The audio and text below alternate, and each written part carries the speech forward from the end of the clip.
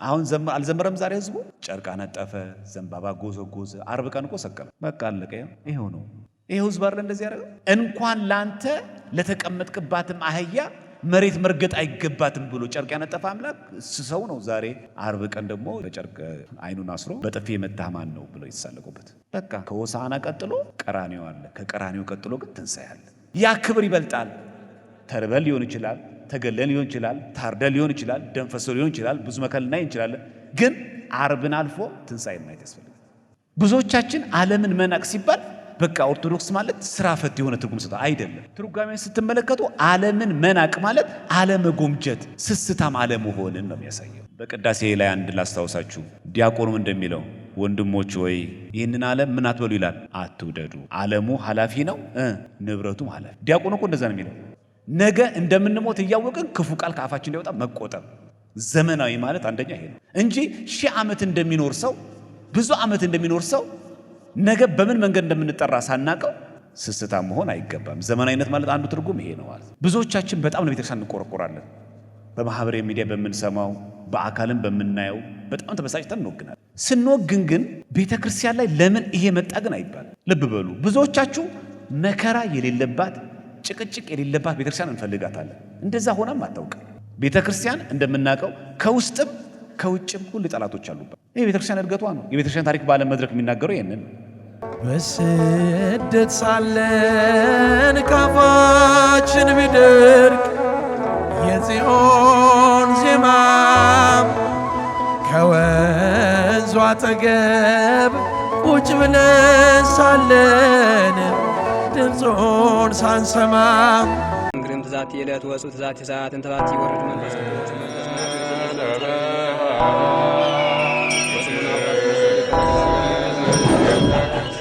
ከዚህ በቀጠል የምንወደው ወንድማችን ዲያቆን ቴድሮስ ወይም ደግሞ ዘማርያም የተዘጋጀበትን ወደኛ ያቀርባል ማለት ነው ቀጥታ ወደ እርሱ እንሄዳለን ከዛ በኋላ ሁሉም እንግዶች በተያዘላቸው ሰዓት መሰረት ወደዚህ መጥተው እኛን ያስተምሩናል እኛም እንማርበታለን ቀጥታ ወደ ወንድማችን በስመ አብ ወወልድ ወመንፈስ ቅዱስ አሐዱ አምላክ አሜን ክቡራን መምህራን ወንድሞች ዲያቆናት ወንድሞች እህቶች በዚህ ተሰበሰባችሁ የእግዚአብሔር ቤተሰቦች በእግዚአብሔር ፍጹም ሰላም እንደምን ዋላችሁ እንደምን ቆያችሁ የእግዚአብሔር ስሙ ከአጽናፍ እስከ አጽናፍ የተመሰገነ ይሁን የምንመለከተው ዘመናዊነትና ቤተክርስቲያንን መዋጀት በሚል ይሆናል ዘመናዊነትና ቤተክርስቲያንን መዋጀት የሚል ነው ዘመናዊ ስንል ስርወ ቃሉ ዘመን ነው ጊዜ ብለን ጊዜያዊ እንደምንለው ማለት ነው ወቅት ብለን ወቅታዊ ዘመን ብለን ዘመናዊ ታሪክ ብለን ታሪካዊ እንደምንለው ዘመናዊነትና ቤተክርስቲያንን መዋጀት እንዴት እንደሚታይ እንመለከታለን እንደምታውቁት እግዚአብሔር ነገሮችን ሁሉ ነገር የሚሰራው በጊዜ ነው ሁላችንም የምናውቀው ጥቅስ አለ ነገርን ሁሉ በጊዜው እስቲ ሁላችሁም በሉት ነገርን ሁሉ በሉ በጊዜው ውብ አድርጎ ሰራው ይሄን የሰራው ማን ነው እግዚአብሔር ልብ በሉ ነገርን ሁሉ ነው የሚለው በምንድነው የሰራው ግን በጊዜ ማለት ስለዚህ በጊዜ አጠቃቀምና በዘመን በጊዜ በወቅት በእድሜ መስራት እንዴት እንደሚገባ የነገረን እግዚአብሔር ነው መጽሐፍ ቅዱሳዊ እናርገው አንድ ነገር ጠንከር እንዲል ማለት ነው በአንደኛ ነገሥት ምዕራፍ 15 ቁጥር 5 እንደምትመለከቱት ዳዊትም በዘመኑ ሁሉ በእግዚአብሔር ፊት በቅንነት ሄደ ይላል በምን ሁሉ በዘመኑ ሁሉ ስለዚህ ማንኛውም ሰው ከአምላካችን ከእግዚአብሔር እንደተማር ነው ነገሮችን ሁሉ መስራት የሚገባው ምንድነው በዘመን በጊዜ ነው ዘመናዊነት ማለት አንዱ ትርጉም በጊዜ መስራት ማለት ነገርን ሁሉ ውብ አድርጎ ሰራው ብቻ አይልም መጽሐፍ ቅዱስ ነገርን ሁሉ በምን በጊዜ ነው ብዙ ጊዜ እኛ ዘመናዊነት የምናስበው ከቃሪያ ሱሪ ጋር አይደል ጸጉር ከመፈረዝ ጋር መሃል ላይ በጣም እንግሊዘኛ እያበዙ መናገር ጋር እንደው አለፍ ሲል ደግሞ እንደው በቃ እንደው የሆነ ኳስ ጨዋታ ነው የሆነ ደጋፊ መሆን ጋር እንደዚህ ጋር ያያይዘዋል ማለት ዘመናዊነት እኛ ጋር ነው የተዛባው ማለት ነው። የዘመናዊነት ትልቁ ትርጉም ራሱ ያዛባ ነው እኛ ነን። ግን ከአምላካችን ስንማር ዳዊትም እግዚአብሔር አምላክ ያመሰገነው እግዚአብሔር ዳዊትም በዘመኑ ሁሉ ነው የሚለው። ያ ማለት እንደውም ግዙ ስትመለከቱት መዋዕለ ነው የሚለው። መዋዕል ማለት መዋዕለ ዘመኑ ማለት በጊዜ ሁሉ በእድሜ ሁሉ የሰራውን ስራ ያሳያል። ቅድስት ኩላዊት አሐቲ የሆነች ቤተክርስቲያናችን በክርስቶስ ደም ስለተዋጀች ዘመን እሷን አያዋጃትም። ልብ በሉ። ዘመን መዋጀት ማለት የቤተ ክርስቲያን አስተምሮ መቀየር ማለት አይደለም። ሁላችንም የምታውቁት ጥቅስ አለ። በገዛ ደሙ የዋጃትን አይደለም ይለው ቅድስት ቤተ ክርስቲያንን ትጠብቋት ዘንድ እናንተን ጳጳሳት አድርጎ ለሾመባት ለራሳችሁ ለመንጋው ምን በሉ ተጠንቀቁ። በምንድነው የዋጃት? በምን ዋጃት? በገዛ ደሙ። ይህን ጥቅስ በደንብ ከያዝን በኋላ ኤፌሶን 5:16 ማብራራት ይቀላል ማለት ነው። ምን የሚል ቀኖች ክፎች ናቸውና ምን ዋጁ ይላል? ዘመንን ዋጁ ይላል። ዘመን መዋጀት ማለት ምንድን ነው? ቤተ ክርስቲያን ቅድስት ናት፣ አሐቲ ናት፣ ኩላዊት ናት፣ ሐዋርያዊት ናት። እነዚህ አራት የቤተ ክርስቲያን መገለጫዎች አሉ። ቤተ ክርስቲያን በክርስቶስ ደም የተዋጀች ናት። ዘመንን ነው የምትዋጀው እሷን የምትዋጀው። እኛን ግን ማን አለን? ቀኖች ክፉዎች ናቸውና ዘመንን ምን በሉ ዋጁ ይላል። በነገራችን ላይ ዘመንን ዋጁ የሚለውን አንድምታ ስትመለከቱ ይህንን ዓለም ናቁ ነው የሚለው። አሁን ዓለምን የሚንቅ ማን አለ ከኛ ውስጥ? ዘመናዊ ማለት ይህንን ዓለም የሚንቅ ማለት ነው። ምን ማለት ይሄ ማለት የሚንቅ ማለት እንዳትሳሳቱ። መስራት አያስፈልግም፣ መበርታት አያስፈልግም፣ መማር አያስፈልግም ማለት አይደለም። አለመጎምጀት ማለት ነው። ትልቅ ቤት አለ፣ ትክክል፣ በጣም ያምራል ቪላው፣ ትተው ግን ትሄዳለህ። ወጣቶች ነን፣ በጣም ነው የሚያምርብን፣ ነገ ግን ይሄ መልክን ይረግፋል። ዓለምን መናቅ። መስራት አለብህ፣ ገንዘብ ያስፈልግሃል፣ ግን ይሄን አክል ስስታም ግን አትሁን። ዓለምን መናቅ። ብዙዎቻችን ዓለምን መናቅ ሲባል በቃ ኦርቶዶክስ ማለት ስራ ፈት የሆነ ትርጉም ሰጥቷል። አይደለም። ትርጓሜውን ስትመለከቱ ዓለምን መናቅ ማለት አለመጎምጀት፣ ስስታም አለመሆንን ነው የሚያሳየው። በቅዳሴ ላይ አንድ ላስታውሳችሁ። ዲያቆኑም እንደሚለው ወንድሞች ወይ ይህንን ዓለም ምን አትበሉ ይላል፣ አትውደዱ። ዓለሙ ኃላፊ ነው፣ ንብረቱም ኃላፊ ነው። ዲያቆኑ እኮ እንደዛ ነው የሚለው። ንፍቅ ዲያቆን ከመልእክታት ካነበበ በኋላ መጨረሻ የሚዘጋው ምን እንደሚለው ኦ አሃዌ ነው የሚለው። ወንድሞች ሆይ ይህንን ዓለም ምን አትበሉ አትውደዱ። ለምን ካለ በኋላ ምን ነው የሚያብራራው? ዓለሙ ሁሉ ምንድን ነው? ኃላፊ። ዘመናዊ ማለት ያ ነገ እንደምንሞት እያወቅን መስራት፣ ነገ እንደምንሞት እያወቅን ክፉ ቃል ከአፋችን እንዲወጣ መቆጠብ። ዘመናዊ ማለት አንደኛ ይሄ ነው እንጂ 1000 ዓመት እንደሚኖር ሰው ብዙ ዓመት እንደሚኖር ሰው ነገ በምን መንገድ እንደምንጠራ ሳናቀው ስስታ መሆን አይገባም። ዘመናዊነት ማለት አንዱ ትርጉም ይሄ ነው ማለት ነው። ከኛ ጋር አብይ ጾም ጀምረው ዛሬ ከኛ ጋር የሌሉ ሰዎች የሉ? እስቲ በምናባቸው አስቧቸው። አብይ ጾም አብረን ጀምረን ቅበላ አብረን ተቀብለን ዛሬ ግን በህይወት የሌሉ ሰዎች የሉ? እሺ ይህንም ቀለል እናድርገውና ከኛ ጋር አብይ ጾም ሲያስቀድሱ የነበሩ በመኪና አደጋ ተጎድተው ሆስፒታል የሆኑ ሰዎች የሉ? ይሄ ማለት ዘመን መዋጀት ማለት ነገ ምን እንደምንሆን ስለማናውቀው ዓለም ሳትንቀን ቀድሞ መናቅ ማለት ነው።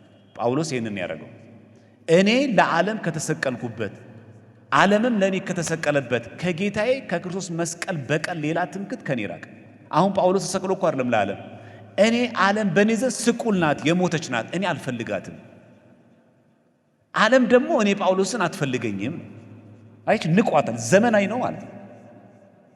ዘመናዊ ማለት በጣም ትልቅ ትርጉም አለው።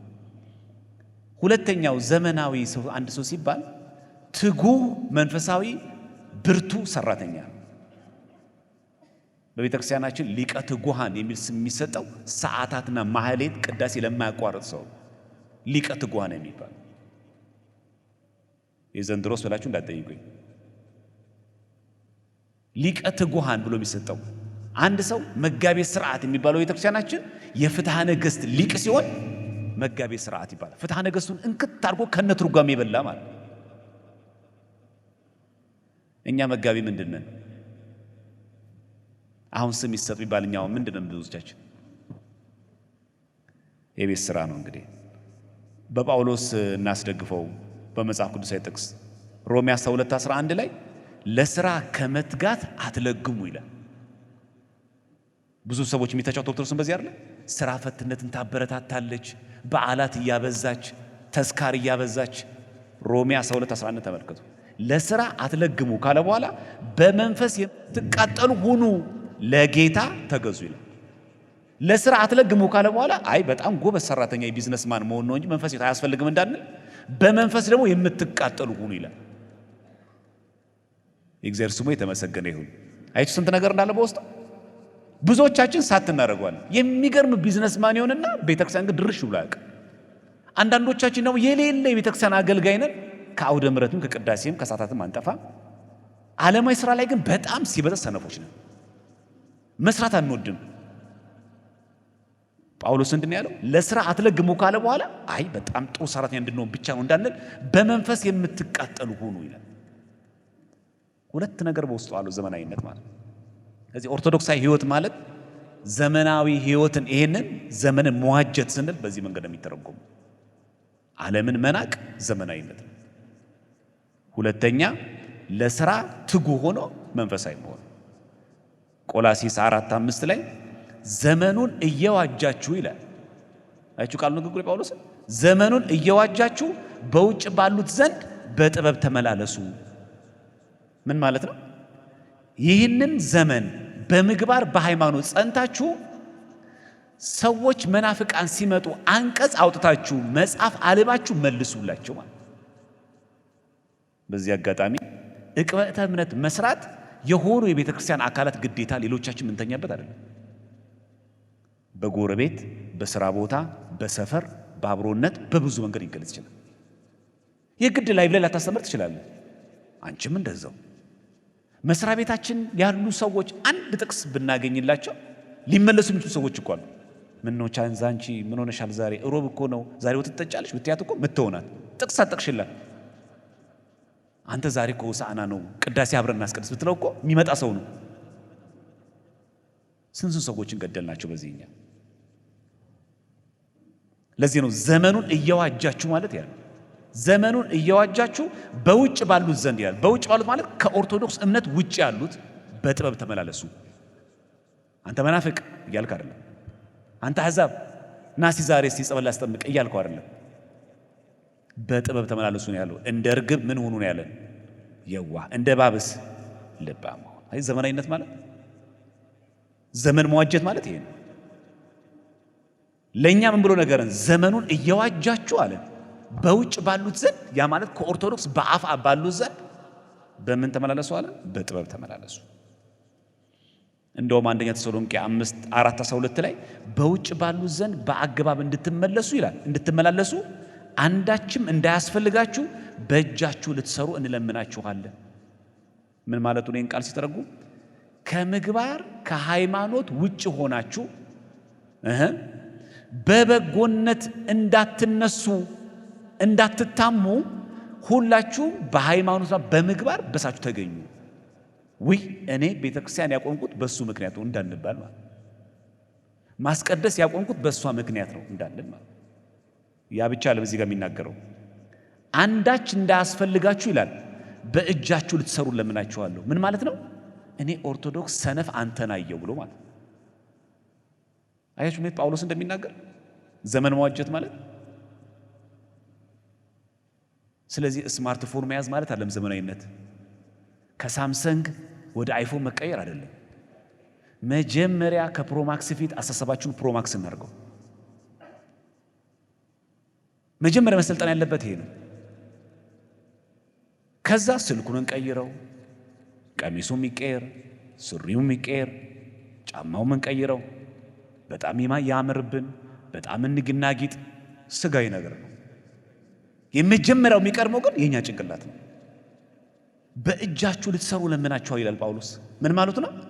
ስራ ፈት እኮ ሆንኩኝ ኦርቶዶክስ ሆንኩኝ አንተን አየው ብለው እንዳይሰነካከሉባችሁ በውጭ ባሉ ሰዎች እጃቸውን ያያችሁ የኔ ቢጤ እንዳትሆኑ ይላል። ዘመን መዋጀት ማለት ይሄ ነው። በዚህ አጋጣሚ መጽሐፈ ሲራክ ምዕራፍ 5 ቁጥር 2 ላይ ምን ይላል? ገንዘብን ሰብስብ፣ ገንዘብን በከንቱ አትበትን፣ በቃኝ አትበል ይላል። እችን ያው እንደሰማችሁት ማህበራዊ ሚዲያ ላይ የተሐድሶ መናፍቃን ሲያነሷት ነበር። ገንዘብን በከንቱ አትበትን ካለ በኋላ በቃኝ አትበል ይላል። ይሄ ማለት ገንዘብን መውደድ የኃጢአት ስር ነው ከሚለው ጥቅስ ጋር ይጋጫል? አይጋጭም። ለምን? ገንዘብን በከንቱ አትበትን እኮ ነው የሚለው። ገንዘብን በከንቱ ማትበትን ከሆነ በቃኝ አትበል። ለምሳሌ የ60 ሺህ ብር ደሞዝተኛ የሆነ ሰው አይ በቃኝ 60 ሺህ ብር አይበል፣ ጨምር 100 ሺህ ይግባ፣ 200 ሺህ ደሞዝተኛ ሆነ፣ በጣም ብር ተረፈ አሉ ያው መቄዶንያ ያለልህ አይደል? በቃኝ አትበል። መጀመሪያ ምን ብሎ ሰጠ? ገንዘብህን በከንቱ አትበትን የሚል። ካልበተንከው በቃኝ አትበል። ዮሐንስ አፈወርቅ እንደተናገረው ዮሐንስ አፈወርቅ ምንድን ያለው? እኛ ሀብትን አናወግዝም፣ ከሀብት በስተጀርባ ያለውን ትዕቢትን ግን እናወግዛለን ያለው። ሀብት አይወገዝም። በጣም ባለጸጋው ትርሱ መብዛት አለበት፣ አይወገዝም። በገንዘቡ ግን ምን አረክበት ነው ጥያቄ። መኪና ገዛ፣ በዛ መኪና ምን አረክበት? ሴትን ያሳደድክበት? ይሄ ነው ጥያቄው ማለት እንጂ መኪና መኖሩ፣ ቤት መኖራችን፣ በጣም ጥሩ ምስተኛ መሆን፣ በጣም ትልቅ ፋብሪካ መኖሩ፣ ትልቅ ድርጅት መኖሩ አያስወግዝም። የሚያስወግዘው ከዚህ ገንዘብ ጀርባ ያለው ትዕቢት ነው። ዘመናዊነት ማለት ያ። ለዚህ ለምን ምሳሌ ካስፈለጋችሁ ለእናንተ አያስፈልግም። የተዘጉ ቤተ ክርስቲያናት የሉ፣ የሚቃጠሉ ገዳማት የሉ፣ የተፈናቀሉ አባቶቻችን የሉ፣ የተጎዱ ካህናትና ዲያቆናት የሉ፣ ዕጣንና ጧፍ የጠፋበት ቦታ የለም። ለዚህ ነው መጽሐፈ ሲራክ ገንዘብን በከንቱ አትበትን ካለ በኋላ በቃኝ አትበል። ዘመናዊነት አንዱ መገለጫ ይሄ ነው። በነገራችን ላይ በዘመን እንድንሰራ ፈቃድ የሰጠን እግዚአብሔር ነው። ሁላችንም የምናውቀው አንድ ጥቅስ እናንሳ። ዕብራውያን 1:12 ላይ ሁሉን ወራሽ ባደረገው ደግሞም ዓለማትን በፈጠረበት በልጁ በዚህ ዘመን መጨረሻ ለኛ ተናገረ። እስቲ ሁላችሁ እኔን በሉ፣ ሁሉን ወራሽ ባደረገው በሉ። እንደ ብዛታችን አይሰማም።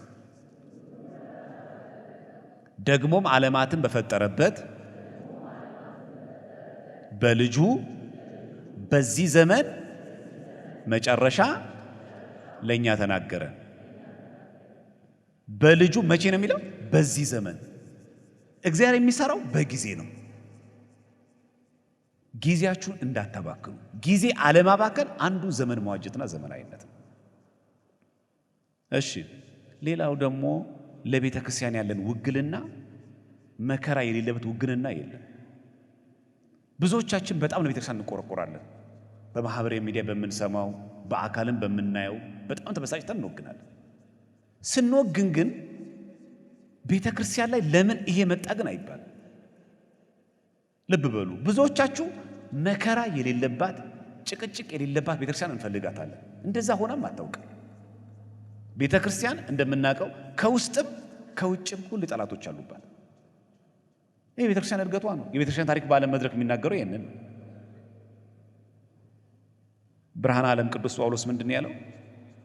በእኛ ዘመን ያለውን መከራ አካብድን እንዳንናገር ጳውሎስ ይመክረናል። እኛ ብዙ ጊዜ እንደዛ ነን። አቤት ምን አይነት ዘመን ደረስን አለም እንደው ብዙዎቻችን ምን አይነት ዘመን ደረስን፣ ቤተ ክርስቲያን እኮ እንደዚህ ሆነ አታውቅም አይባልም። ያ ብቻ አይደለም፣ እንደው ፈተናው ከዚህ በፊት ከነበረው እንኳን ቢለይ ማለት ነው። ክርስቲያኖች ከዚህ በፊት ቤተ ክርስቲያን ካሳለፈችው ይሄ በጣም ከባዱ ዘመን እንኳን ቢሆን እኛ ከምንኖር ሰው መንግስት ሰማያት አንጻር ሲታይ ግን ይሄ መከራ ተራ ነው።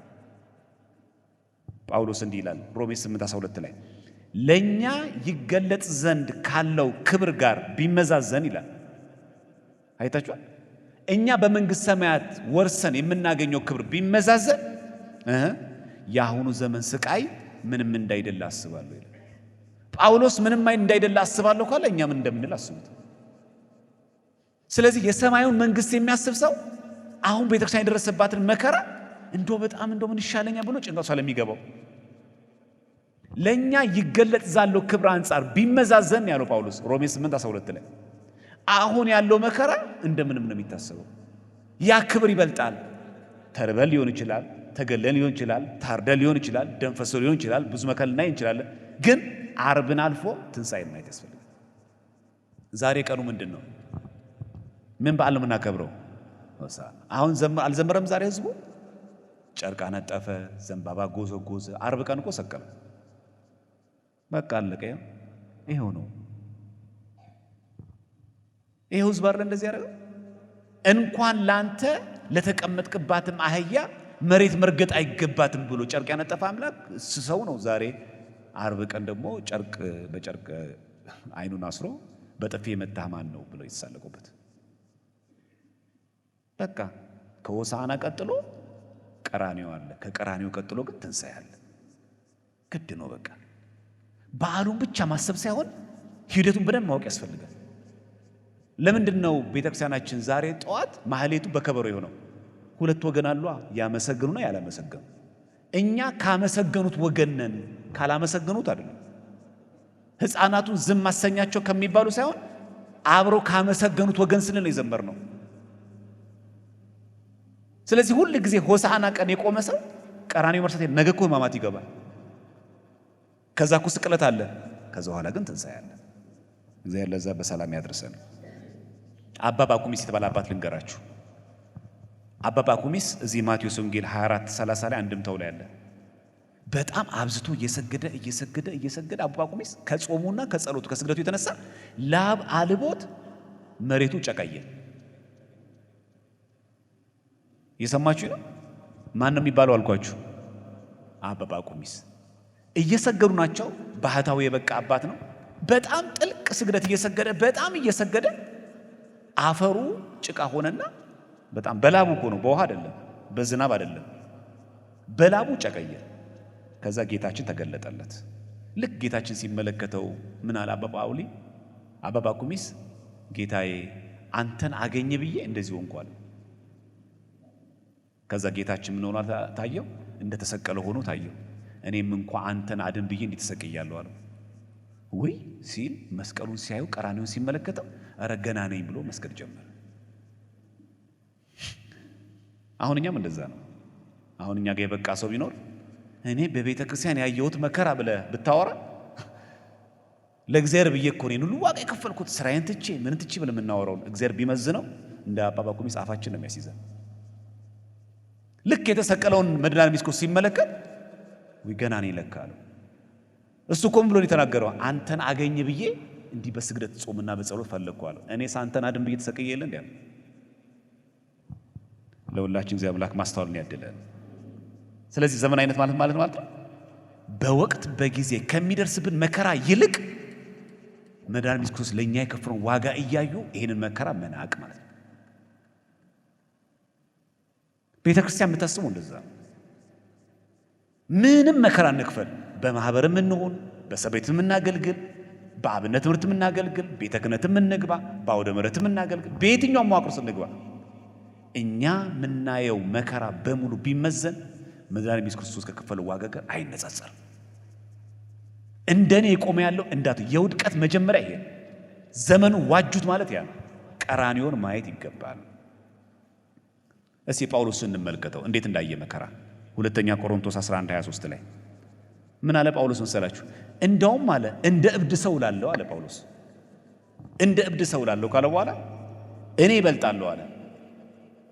በድካም አብዝቼ፣ በመገረፍ አብዝቼ፣ በመታሰር አትርፌ፣ በሞት ብዙ ጊዜ ሆንኳል። አይሁድ አንድ ሲጎድል 40 ግርፋት 5 ጊዜ ገርፉኛል። 40 ከተገረፈዋል እስራኤላውያን እንደምታውቁት አይሁድ 41ኛ አይገረፍም። ተሳስተዋል ብለው እየደጋገሙ 40 ሚሊዮን 40 አልሞላም ደግመህ ትክክል አልቆጠርክም ያሉት 5 ጊዜ ገረፉኝ አለ ጳውሎስ። 3 ጊዜ በበትር ተመተዋል። ስንት ጊዜ? 3 ጊዜ። አንድ ጊዜ በድንጋይ ተወገርኩ አለ። መርከቤ 3 ጊዜ ተሰበራል። ሌሊትና ቀን በባህር ውስጥ ኖርኳል። ብዙ ጊዜ በመንገድ ሄድኩኛል።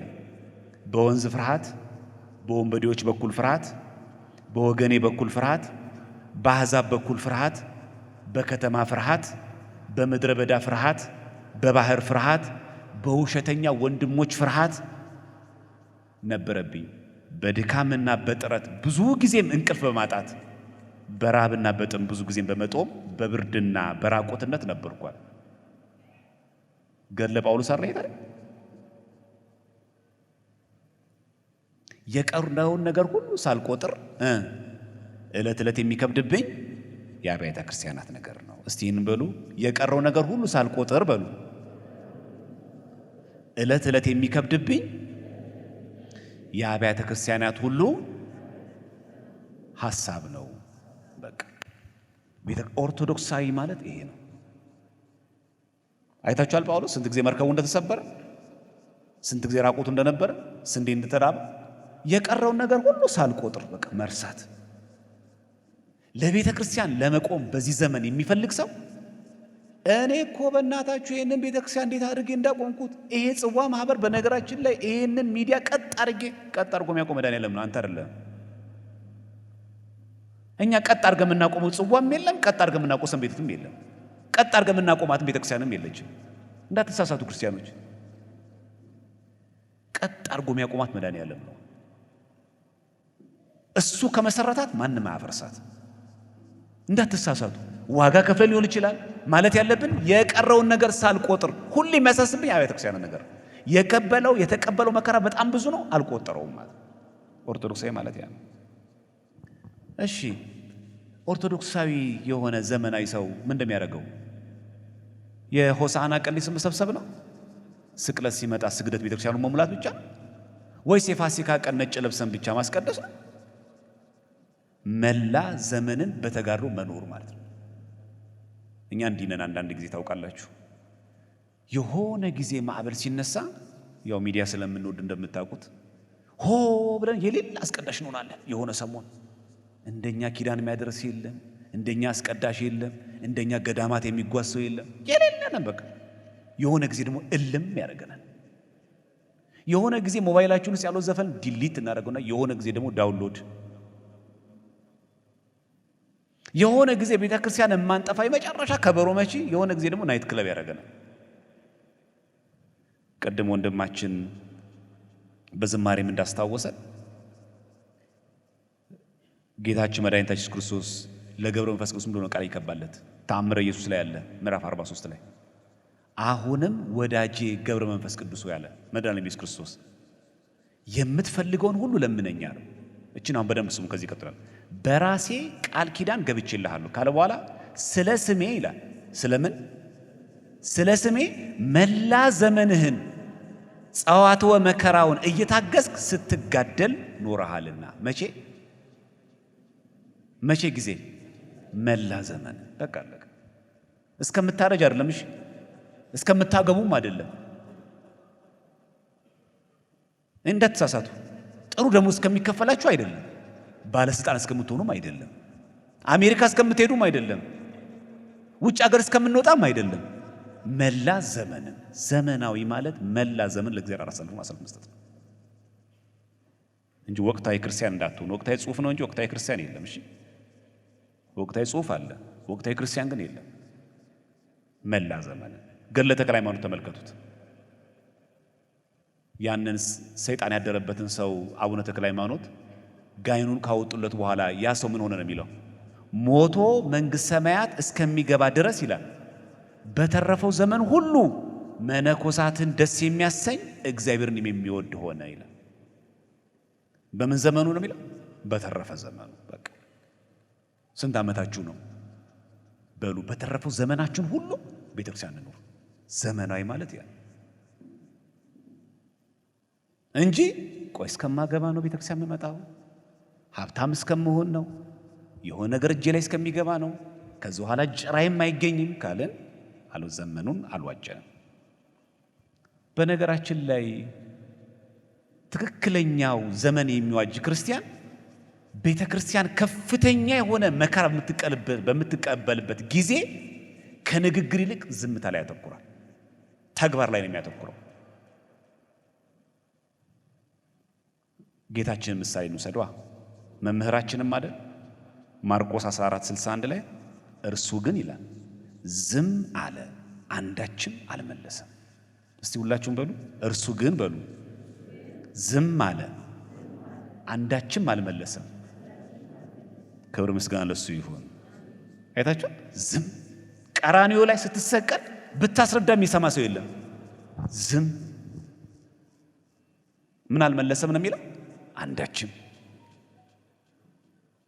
ዘመን ለመዋጀት ከፈለግን በንግግር ሳይሆን በተግባር የምንሰራቸው በጣም ብዙ ስራዎች አሉ። የኛ ነገር እንደምታውቁት ሚዲያ ላይ ነው። ሆ ስንል ሚዲያ ላይ ነው። ምንም የለንም ታውቃላችሁ። ጥበብ ማስተዋል ምናምን የለም ብዙዎቻችን። ሁሉም ሰው ማለት ላይ አይደለም። ጌታችን ቀራንዮ ላይ ሰቀል ዝም። በነገራችን ላይ ዛሬ አንዱ የሚታሰበው አባታችን ቅዱስ ዲዮስቆሮስ የሚባል አባት አለ። የእስክንድርያው ፓትርያርክ የነበረው ሳይሆን ቅዱስ ዲዮስቆሮስ አለ። ክፉ ላለመናገር አፉ ላይ ድንጋይ ያስገባ አንዱ አባት ይሄ። ያ ብቻ አይደለም። ታኦድራ የምትባል ቅድስት ሴት ዛሬ ያረፈችበት ዕለት ነው። ታኦድራ ልክ እንደ አባ እምበመሪና እንደተባለችው ቅድስት ሴት ጾታዋ ሴት ሆኖ ሳለ ከባሏ ጋር እየኖረች ሽፍቶች አግኝተው አስነወሯት። አልዋለችም፣ አላደረችም፣ ገዳም ገባች። የገባችበት ገዳም ግን የወንዶች ገዳም ነበር። በዚህ ሰዓት ስምህ ማን ነው? ስምሽ ማን ነው ሲባል አይ እኔ ስሜ አባት ቅድስት ታኦድራ ሳይሆን ቴዎድሮስ ነው የሚባለው አለች። ዛሬ ስንክሳር ተመልከቱ። የሚያዝያ 5 የዚህ ሴት ታሪክ ነው። የኔ ስሜ ቴዎድሮስ ነው አለች። ልክ እንደ እምባመሪና በአካባቢው አንዱ ወንድ አንዲት ሴት ደፍሮ ተረገዘ። ያ ሰው ሲወለድ ያ ሰው መጥቶ በቃ እኔ እንደደፈርኩሽ እንዳትናገሪ፣ እዚህ ገዳም ያለችው በቃ ወጣቱ የተባለው ጺም ስለሌላት እሷ አባ ቴዎድሮስ ነው ያስረገዘኝ በያል። አባ ታኦድራ ማን ነው? ቅድስት ታኦድራ አባ ቴዎድሮስ ተብላ መንኩሳ በገዳም እየኖረች እሺ በጎ ይሁን ብላ ተቀብላ ልጁን አሳደገች። ልክ ሞታ ስትገነዝ ጾታው ምንድነው? ሴት። አሁን እንደዚህ የሚታገስ ሰው አለ? አይ በለው እኛ ጋር ይመጣ እንደዚህ የሚታገስ ሰው አለ? ስንት ነገር እንደምንሰራ አስቡት እንግዲህ። እኛ በሚዲያ ነው ማጋለጠው፣ በቪዲዮ ነው ማጋለጠው። እና እግዚአብሔር ለሁላችን ማስተዋል ጥበቡን ይስጠን። በቃ መች ተመሰከረ መጨረሻ ላይ ክርስቲያን ትክክለኛ ተጋድሎ ላይ ያለ ሰው እኔ እንደዚህ ከፈልኩ ለቤተክርስቲያን ብሎ አያወራ። ለቤተክርስቲያን በጣም የሚጠቅም ዘመናዊ ሰው ማለት ከንግግሩ ይልቅ ተግባሩ የሚናገር ሰው ማለት። በቃ ታኦድራ ንግግሩ አይተር ቅድስት እኮ ተባለች፣ ተመዘገበላት እኮ። አላረገችውም ማለት ምን አንጫጫችሁ? ዝም አትሉ? ስም ጠፋ አይደል? ሚዲያ ላይ ዝም አትለ?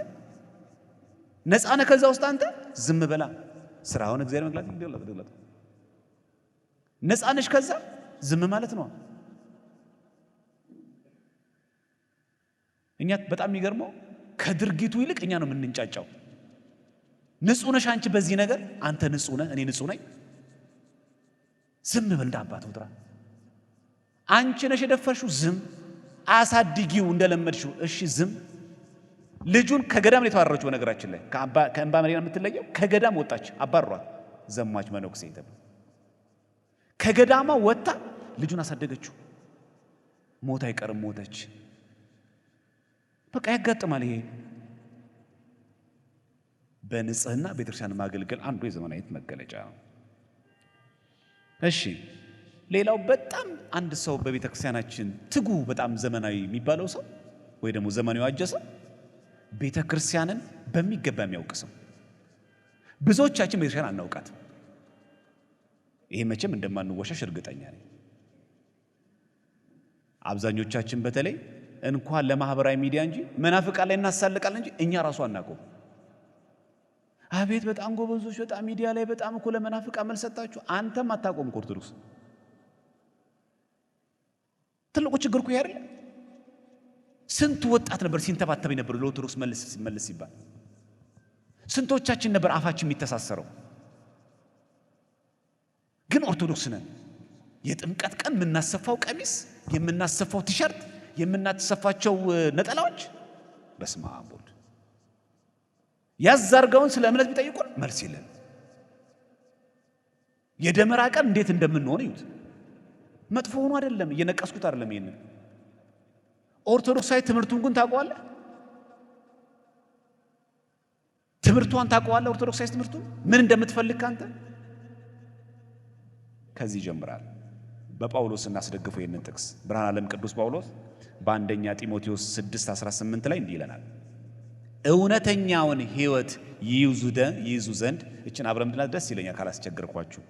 እውነተኛውን ሕይወት በሉ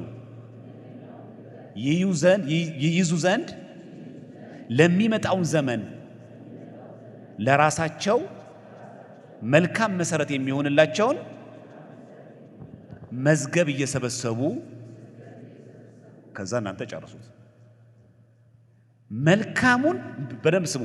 እውነተኛውን ሕይወት ይይዙ ዘንድ። እውነተኛ ሕይወት ምንድነው? ኦርቶዶክሳዊ ሕይወት ይይዙ ዘንድ ካለ በኋላ ምን አለ?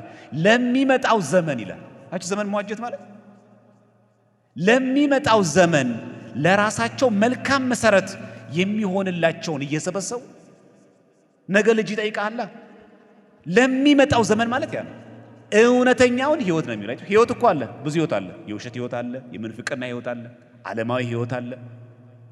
ኦርቶዶክሳዊ የሆነ እውነተኛ ሕይወት ይይዙ ዘንድ ነው የሚለው። መያዝ ያስፈልጋል ማለት። ይህን ካልኳችሁ ኦርቶዶክሳዊ በዚህ ወቅት አንድ ነገር የምንጨምረው ትዕግስተኛ መሆን በጣም አስፈላጊ ነው። ሁለተኛ ጢሞቴዎስ 4:2 ላይ ቃሉን ስበክ በጊዜውም አለ ጊዜውም ምን በል ጽና፣ ፈጽመህ እየታገስክና እያስተማርክ ዝለፍና ገስጽ ምከር ይላል። በደንብ ስሙ። ቃሉን ስበክ ይላል። አይችሁ ስብከት ያስፈልጋል ማለት ነው። ሁለተኛ በጊዜው ያለ ጊዜው ምን በል ጽና። ስለዚህ ኦርቶዶክሳዊ የሆነ ዘመን የዋጀው ኦርቶዶክሳዊ ወጣት ምን አይነት ነው ማለት በጊዜው ያለ ጊዜው የሚጸና።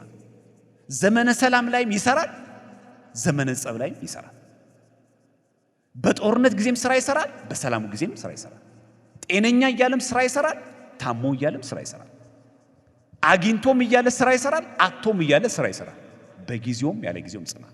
መጽናት ብቻ ነው የሚያስፈልገው አይደለም። ፈጽመህ እየታገስክ አሁን ይቻል ጎደለችን አፍንጫችን ላይ ለብዙዎቻችን ስሜት በቃ ሚዲያውን ማየት እኮ ነው እንዴት እንደሚያረገን። ከአንድ ኦርቶዶክሳዊ ክርስቲያን የማይጠበቅ ልሂል። ሌሎቹን ተውት፣ ስለ ራሳችን እናወራ። ፈጽመህ እየታገስክ አይደለም ያለው፣ ፈጽመህ እየታገስክ ስበክ አለው። አይ አንተ ብቻ ስበክ፣ ቢቀበሉት ባይቀበሉት ጉዳይ ነው አላለው። በጊዜውም ያለ ጊዜው ጽና አለው። በቃ ከጽና ይበቃል አይደለም ያለው። ፈጽመህ እየታገስክ። በጣም ትዕግስትሽ የሚፈታተን ሰው አለ፣ ታገሱ ግን አንተም እንደዛው ማለት ነው። እያስተማርክ ዝለፍና ገስጽ። ስለዚህ ዝለፍና ገስጽ በፊት ምን አለው? ፈጽመህ ታገስ እንጂ 5 ደቂቃ ቲክቶክ ቪዲዮ ስራ አይደለም ያለው። ፈጽሞ መታገስ ያስፈልጋል ማለት። እስቲ እቺን መልካ ቁርባን ላይ ያልሰማ ሰው አለ? ሰላም ለክሙ ለጻድቃን ወሰማዕት አለ የሚለው እላ ይረፍክሙ በዛቲ ዕለት። ከዛስ መዋያነ ዓለም አንትሙ በብዙ ትዕግስት። መዋያነ ዓለም ማለት መዋኢ ማለት አሸናፊ ማለት። መዋያነ ዓለም አንትሙ በብዙ ትዕግስት ይላል። ብዙ ትዕግስት ማለት እናንተ ይሄንን ዓለም ድል የነሳችሁት በብዙ ትዕግስት። እናንተ ማለት ነው መዋያነ ዓለም ናችሁ። መዋኢ ማለት አሸናፊ ድል አድራጊዎች ናቸው። በምን? በብዙ ትዕግስት። ጻድቃን ሰማዕታት እንኳን ይሄንን ዓለም ያሸነፉ በምንድን ነው? በብዙ ትዕግስት ነው። የመጨረሻው ማህበራዊ ሚዲያና የደቦ ፍርዳችን እስቲ እንመልከተው። አንድ ከማህበራዊ ሚዲያ ምሳሌ የሚሆነውን ሁለተኛ ሳሙኤል 15:4-6 ላንብብላችሁ። አቤሴሎምም ይላል ነገርና ክርክር ያለው ሁሉ ወደ እኔ ይመጣ ዘንድ ቅንም ፍርድ እፈርድለት ዘንድ በአገር ላይ ፈራጅ አድርጎ ማን በሾመኝ ይል ነበር። ማን ነው የሚለኝ? አቤሴሎም። የማን ልጅ ነው? የዳዊት። እንዴት አድርጎ ሳይኮሎጂካሊ የሰውን ልብ እንደሰረቀ ተመልከቱ። አቤሴሎም ሰውም ይላል አቤሴሎም ነው። ልብ በሉ። እጅ ሊነሳ ወደ እርሱ በቀረበ ጊዜ ይላል እጁን ዘርግቶ ይይዝና ይስመው ነበር ይላል። እንደዚህ አይነት ሰዎች የለን? በጣም ለመወደድ ፈልጉ። አንድ ሰው ሲመጣ መሬት የሚያስነከሰው በአራዳ ቋንቋ እንደሚባለው እናንተ በሉት። ሰውም ይላል እጅ ነስቶ ሰላም ይለው ሲል ይላል እጁን ዘርግቶ ይዘውና እዚያ አንገቱ ላይ ገብቶ ይስመው ነበር። የንጉሥ ልጅ እኮ ነው። ይቀጣል መጽሐፍ ቅዱስ። አሁን መጽሐፍ ቅዱስ አይማንብላችሁ። እንዲሁም አቤሴሎም ይላል ከንጉሥ ፍርድ ሊሰማ ከእስራኤል ዘንድ በሚመጣ ሁሉ ያደርግ ነበር ይላል። ያ ማለት ወደ ዳዊት የሚገባ ሰው ሁሉ ሲያልፍ መጀመሪያ አቤሴሎም መንገድ ላይ ሰላም ብሎ ይገባል። ሰላም ሲል መሬት አስነክቶ ሰላም ይላል። መጽሐፍ ቅዱስ ምን ይላል መሰላችሁ? መጨረሻ ላይ አቤሴሎምም የእስራኤልን ሰዎች ልብ ሰረቀ ይላል። እስቲ ሁላችሁም እቺን በሏት። አቤሴሎምም በሉ የእስራኤልን ሰዎች ልብ ሰረቀ። በቃ ብዙ ፎሎወር አገኘ በሉት። አሁን በዚህ በቃ ወይም ደግሞ በዩቲዩብ ካሰባችሁ ደግሞ ብዙ ሰብስክራይብ አገኘ ማለት ልብ ሰረቀ። ዋናው ሚዲያም መቋጠር ይሄው ቃል ነው የሚናገረው። ሁለተኛ ሳሙኤል 18 ከ4 እስከ 6 ላይ ልካል። አቤሴሎምም የእስራኤላውያንን ሰዎች ልብ ሰረቀ ይላል። ከዛ ሰው በሙሉ ምን ዳዊት ንጉሥ ነው እንዴ? እንዴ አንተ ሰላምታውን አይተሃል? አቤሴሎም ዝቅ ብሎ መሬት አስነክቶ እኮ ነው። በዛ ላይ አይተሃል ሲናገር አይዟችሁ በርቱ እያለ እኮ ነው የሚያሳልፈው። በቃ እንዲህ እኮ ነው። እንደምንም አድርገን መቆጣጠር ነው። የደቡብ ፍርድ ደግሞ አደገኛ እንደሆነ ደግሞ በጌታችን ደግሞ እንመልከተው። ማቴዎስ 21:46 ጨርሻለሁ። የካህናት አለቆችና ፈሪሳውያንም ይላል ምሳሌዎቹን ሰምተው ስለ እነርሱ እንደተናገረ አስተዋሉ። ሊይዙትም ሲፈልጉ ሳሉ ሕዝቡ እንደ ነቢይ ስላዩት ምን አሉት? ፈሯቸው ይላል። ሊይዙት እኮ ፈልገዋል፣ ስለፈሩ ደቦኗ አዝነውለት ሳይሆን የተውለት እሱም ብንይዘው ሕዝቡ ነቢይ ብሎ ስለሚፈራ ጊዜው አይደለማ። ሁለት የደቡብ ፍርዶችን እንመልከት በጌታችን። ገዢውም ምን ነው ያደረገው ክፋት ምንድን ነው አለ።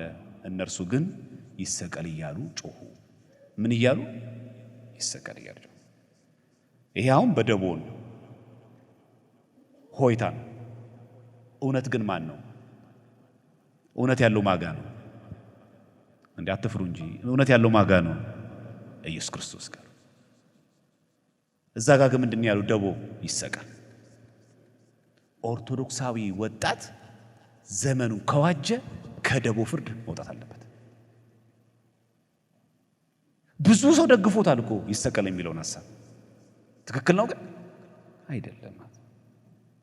በነገራችን ላይ የደቦ ፍርድ ምን እንደሆነ ታውቃላችሁ? ተቆርቋሪ ያስመስላል።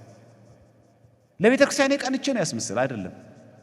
ያቺ ሴት ታስታውሳላችሁ? የዮሐንስ ወንጌል ምዕራፍ 8 ላይ ያለችው ጌታ ሆይ ስትዘሙት አግኝተናታልና ምን እናድርግ አሉት።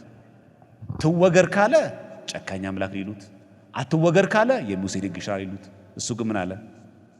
ከናንተ ኃጢአት የሌለበት አስቀድሞ በድንጋይ ይገራት። የደቦ ፍርዱ የመጣው እኮ ለማስወገር ነው። ደቦ ነው። ወደ እውነት ግን አመጣቸው ጌታችን። ንጹሕ የሆነ ሰው ካለ እግዚአብሔር ሁላችን መጨረሻ ያሳምርልን፣ ከደቦ ፍርድም ይጠብቀን። ማህበራዊ ሚዲያውን ለመልካም ነገር እንድንጠቀሙ እግዚአብሔር አምላክ ይርዳን። ሁላችንም ከነ ማህተባችን ለክቡር ሞት ያብቃን። ወስብሐት ለእግዚአብሔር። ቃለ ሕይወት ያሰማልን። ወንድማችን ዲያቆን ቴዎድሮስ ዘለቀ ወይም ዘማርያም እግዚአብሔር አምላክ የአገልግሎት ዘመኑን ይባርክልን፣ ቃለ ሕይወት ያሰማልን። ከእንቅልፍ የምትነሱበት ሰዓት አሁን እንደደረሰ ዘመኑን ወቁ። ካመንበት ጊዜ ይልቅ መዳናችን ዛሬ ወደኛ ቀርቧልና ይላል ቅዱስ ጳውሎስ በሮሜ መልእክቱ ምዕራፍ 13 ቁጥር 11 ላይ። ስለዚህ ዘመኑን አስመልክቶ ወንድማችን ዲያቆን ዘማርያም በእውነት ለኛ የሚስማማንን ትምህርት አስተምሮናል። እግዚአብሔር አምላክ በቤቱ በጤና በአገልግሎት ይጠብቅልን። መንፈሳዊ ትጋቱን መንፈሳዊ ቅናቱን በዚሁ አበርትቶ ለቤተ ክርስቲያን አንድ ነገር አበርክቶ የሚያልፍ እንዲሆን እግዚአብሔር እድሜ ያበድረው። እንግዲህ ትዛቲ የዕለት ወጹ ትዛቲ ሰዓትን ተባት ይወርድ መንፈስ ቅዱስ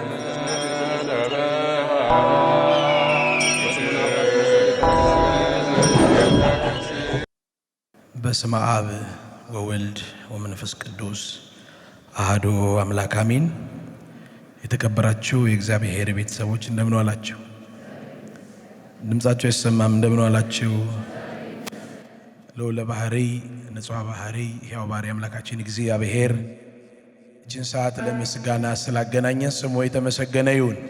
እናታችን ክብርተ ክቡራን ቅድስተ ቅዱሳን ወላዲተ አምላክ ድንግል ማርያም ምስጋና ይድረሳት፣ ምስጋና ይድረሳት። አምላካችን እግዚአብሔር ለኛ የከፈለልን ዋጋ እያሰብን አብረን እንዘምራለን። አማኑኤል በሉ። አማኑኤል ፍቅር ይማርካል፣ በመስቀል ተሰቅለ መድኃኒት ሆነሃል።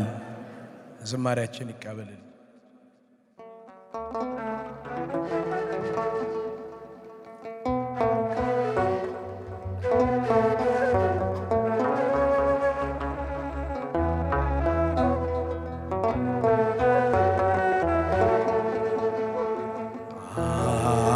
አማኑኤል ፍቅር ይማርካል፣ ፍቅር ይማርካል፣ በመስቀል ተሰቅለ መድኃኒት ሆኗል። አማኑኤል ፍቅር ይማርካል። ድምፃችሁን አማኑኤል ፍቅር ይማርካል፣ ፍቅር ይማርካል፣ በመስቀል ተሰቅለ መድኃኒት ሆኗል። አማኑኤል ፍቅር ይማርካል።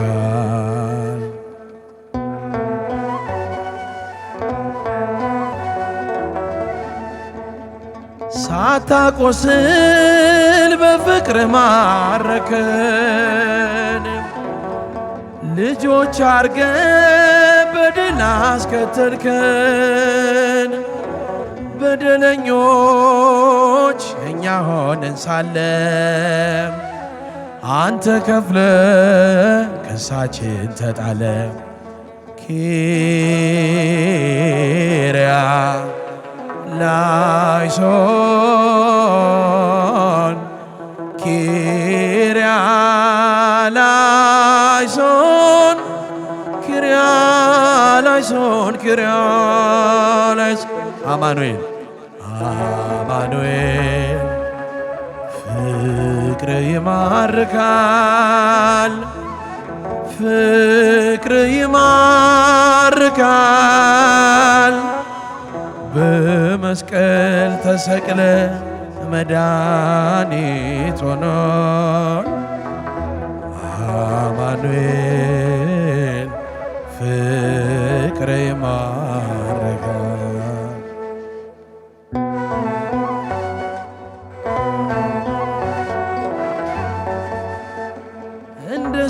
እንደሰማን እንዲሁ አይተናል፣ ማዳንህን ቀምሰን መስክረናል። የእግዚአብሔር በግ ቆስለ የፈወስከን፣ ወደ ድንቁ ብርሃን ያሻገርከን። ኪርያ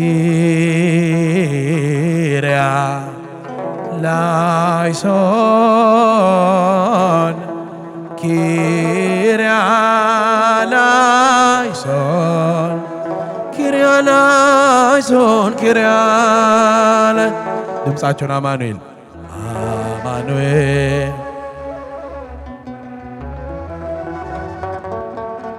ፍቅር ይማርካል፣ ፍቅር ይማርካል፣ በመስቀል ተሰቅለ መድኃኒት ሆናል። አማኑኤል ፍቅር ይማርካል።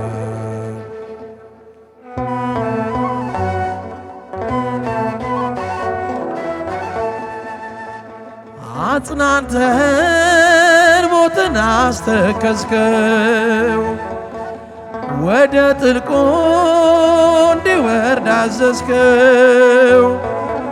ባንተ ፍቅር ምርኮ በስቶልናል፣ ማማ ሆነ ከፍ ከፍ ብለናል።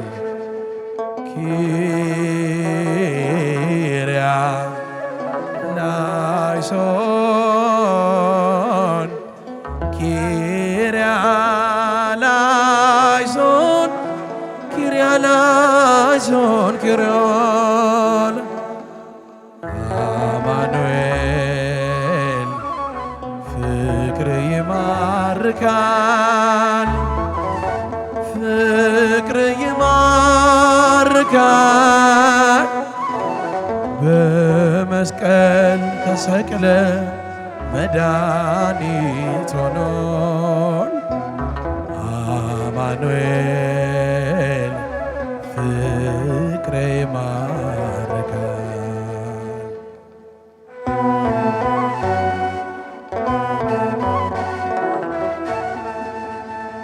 ስንሸሽ የተከተልከን ልጆች አርገ በክብር አስጌጥክን ተቅበዝባዦን ሰብስበሃልና ከማደሪያ ይፈልቃል ምስጋና። ድምፃቸውን ኪርያ ላይሶን ኪርያ ላይሶን ኪርያ ላይሶን ኪርያ አማኑኤል ፍቅር ይማርካል ፍቅር ይማርካል በመስቀል ተሰቅለ መድኃኒት ሆነሃል። አማኑኤል ፍቅር ይማርካል።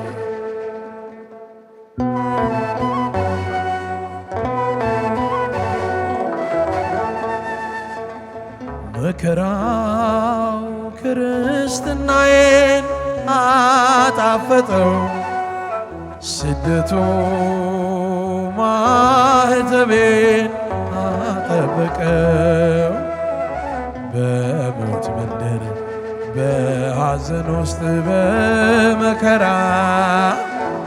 አየሁት እግዚአብሔርን ከኔ ጋራ መከራው ክርስትናዬን አጣፈጠው ስደቱ ማህተቤን አጠበቀው በሞት መንደር በሐዘን ውስጥ በመከራ አየሁት እግዚአብሔርን ከኔ ጋራ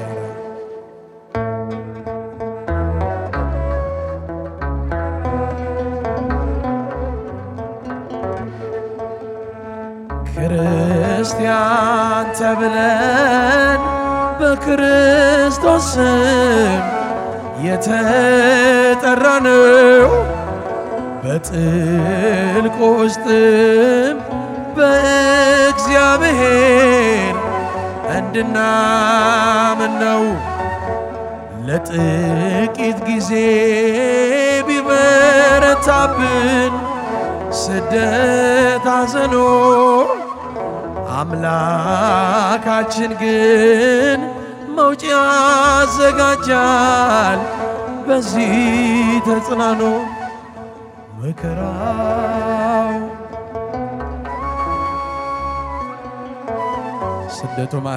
ስደቱ ማህተቤን አጠበቀው በሞት መንደር በሐዘን ውስጥ በመከራ አየሁት እግዚአብሔርን ከኔ ጋራ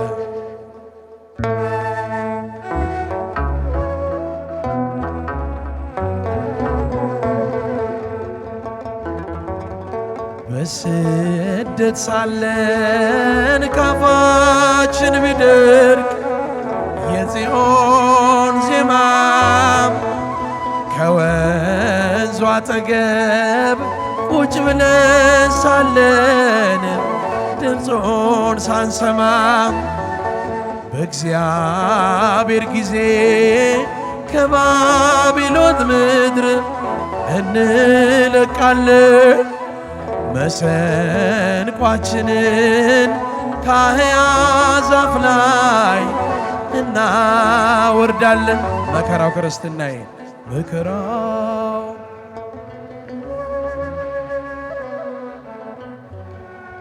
ስደቱ ማኅተሜን አጠበቀ። በሞት መንደር በሐዘን ውስጥ በመከራ አየሁት እግዚአብሔርን ከኔ ጋር።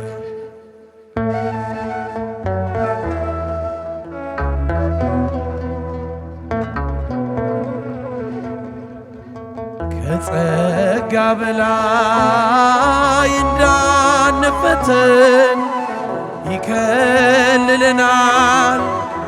በቁስላችን ላይ የፈውስ ዘይት ያፈስልናል። በጊዜም ቢሆን ያለ ጊዜው በእርሱ እንጽና። እንኳን ስደቱን ሞቱን ሊረታው ይችላልና መከራው ስደቱ ማኅተቤን አጠበቀ። በሞት መንደር በሐዘን ውስጥ በመከራ አየሁት እግዚአብሔርን ከኔ ጋራ። መከራው ክርስትናዬን አጣፈጠው። ስደቱ ማኅተቤን አጠበቀው። በሞት መንደር በሐዘን ውስጥ በመከራ አየሁት እግዚአብሔርን ከኔ ጋራ። ዝማሬያችን ይቀበላል።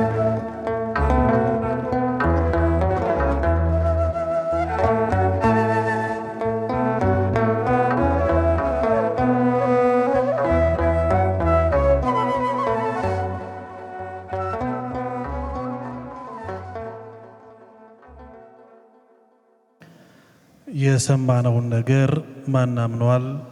የእግዚአብሔርስ ክንድ ለነማን ተገልጧል? በፊቱ እንደ ቡቃያ ከመድረቅ መሬት እንደ ሳር አድጓል። መልክና ውበት የለውም፣ ባየነው ጊዜ እንወደው ዘንድ ደምግባት የለውም። የተናቀ ከሰውም የተጠላ የሕማም ሰው ደዌያችንን የሚያውቅ ነው። ሰውም ፊቱን እንደሚሰውርበት የተናቀ ነው፣ እኛም አላከብር ነው። በእውነት ደዌያችንን ተቀበለ፣ ሕማማችንንም ተሸክሟል። እኛ ግን እንደተመታ በእግዚአብሔርም እንደተቀሰፈ እንደተቸገረም ቆጠር ነው። እርሱ ግን ስለ መተላለፋችን ቆሰለ፣ ስለ በደላችንም ደቀቀ። የደህንነታችንም ተግሣጽ በእርሱ ላይ ነበር፣ በእርሱ ቁስል እኛ ተፈወስን። ትንቢተ ኢሳይያስ ምዕራፍ 53 ቁጥር 1 እስከ 7 ያለው ቃል ነው። ለወንድማችን ለዘማሪ ቴዲ እግዚአብሔር አምላክ ዝማሬ መላእክት ያሰማልን፣ ዝማሬ መላእክት ያሰማልን። እንግዲህም ትዛቲ የዕለት ወፁ ትዛቲ ሰዓትን ተባት ይወርድ መንፈስ ቅዱስ